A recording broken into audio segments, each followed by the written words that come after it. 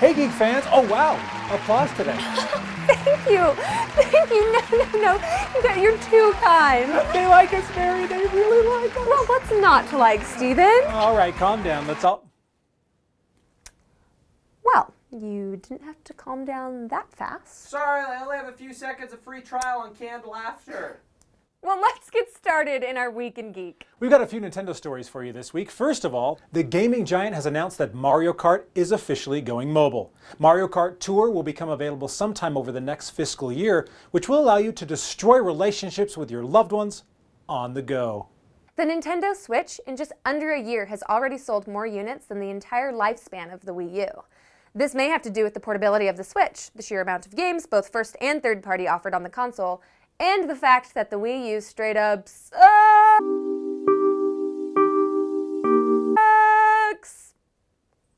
Rumors had circulated, but this week the deal was made official. Nintendo will be partnering with Illumination to produce an animated Mario movie.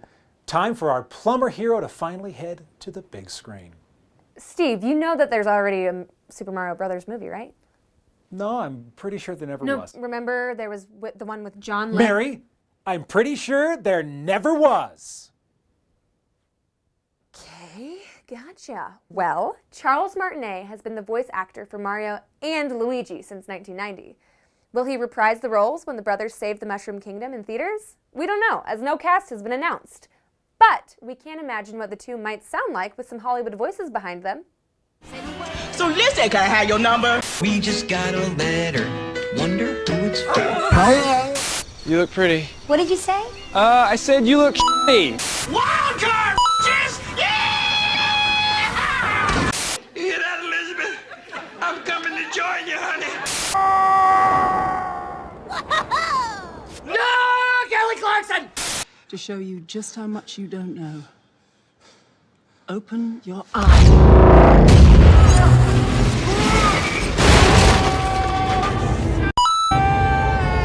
Emily Blunt has been cast in the upcoming Disney flick, The Jungle Cruise. Yes, this is based on the classic Disneyland ride. Yes, this one has The Rock in it. Yes, he's been attached to it since 2015. Yes, he was just in a jungle movie. Yes, he's about to be in another kind of jungle movie. But scientific studies have shown that if The Rock is in a movie, people will go and see it, which is probably why DC has been keeping him in their back pocket for so long. They need some help. Black Panther continues to set records as it is now the fastest pre-selling superhero movie of all time. The hype is real as we await the King of Wakanda to dish out some whoop-ass on this white dude. And Octavia Spencer is really feeling Black Panther fever as she's planning on buying out an entire movie theater to offer screenings to kids in underprivileged communities. We don't have a joke or anything out. We just thought it was really sweet. We're allowed to have feelings, guys. National Clogged Toilet Day, aka the Super Bowl, will take place this weekend. And I get that there is a chance many of you aren't interested in watching the game outside of seeing Morgan Freeman and Peter Dinklage go at it in a rap battle. But it looks like Disney is tricking nerds into watching sports anyway. Because rumor has it, the first trailer for Solo will drop during Super Bowl 52. But don't worry, that's the only unexpected thing to happen during the show. Right, Justin? In an interview with TV Guide, Neil Patrick Harris revealed that the Netflix hit, A Series of Unfortunate Events, will only last 3 seasons. And that'll be plenty of time to cover all the content in the 13-part book series. And Harris said that there are no plans to go beyond the story that's already written. But fans can expect more dire twists and dying relatives for the Baudelaire children, in addition to the new opening for the show.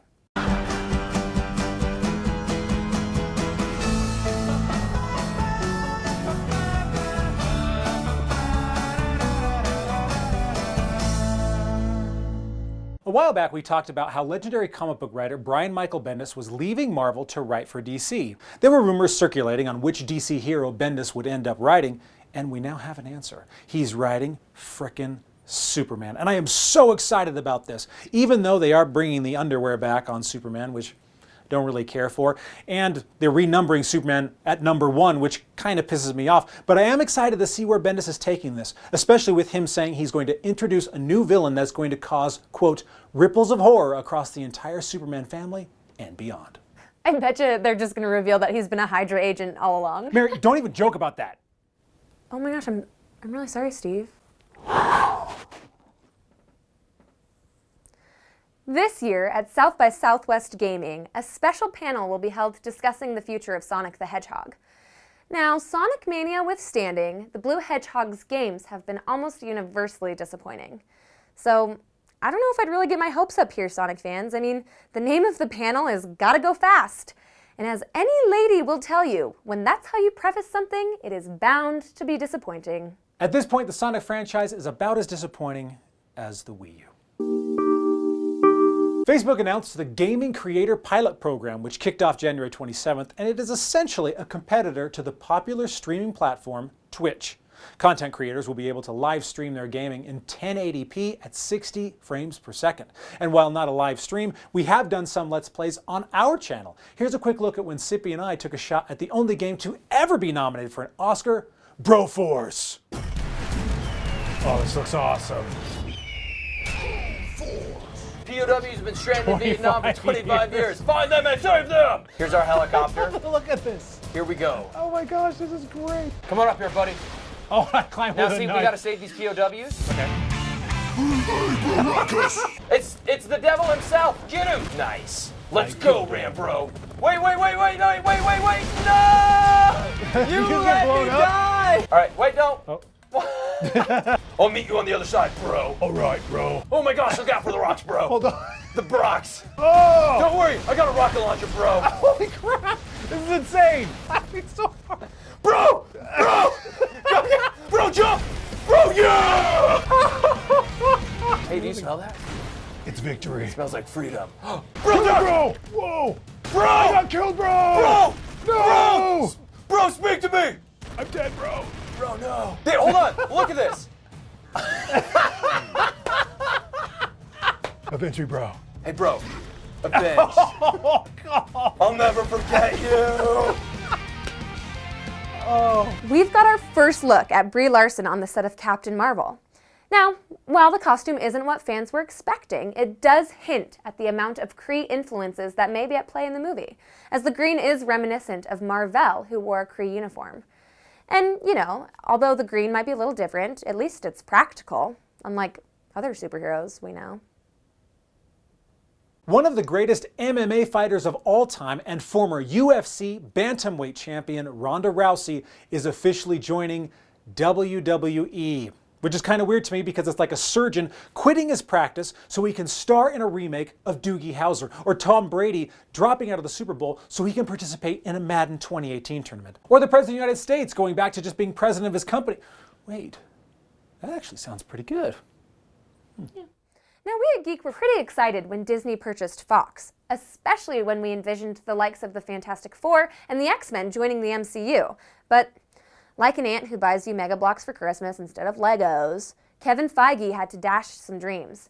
It would be years away. We've announced everything through 2019, so none of these would be adjusted. My question is, how would they even introduce these characters into the MCU? Could we have like a reverse House of M situation with Wanda? Maybe the Fantastic Four have been lost in space the whole time. Or the most likely scenario, Deadpool will just show up in Infinity War talking about agents and pulling strings like he's friggin' Bill Murray in Space Jam. That one was for you, 90s kids. You know, every time a 90s reference is made, a Furby gets its wings. We should probably stop before they're able to mount a full-scale invasion. Speaking of things 90s kids love, here's our first look at Nickelodeon's newest Ninja Turtles television series.